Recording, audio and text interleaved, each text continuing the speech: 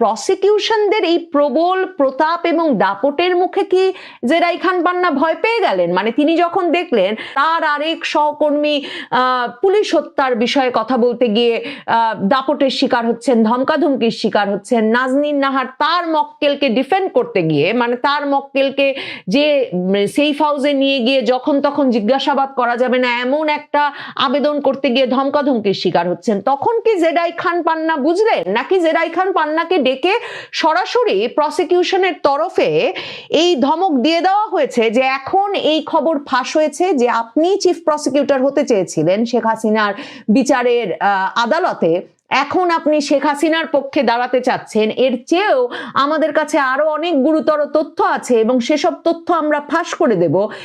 কি বলা হয়েছে, কোন তরফে ভয় দেখানো হয়েছে বলা মুশকিল। তবে জেরাই খান পান্না নিজে বলেছেন যে তিনি শেখ হাসিনার পক্ষে আর লড়বেন না।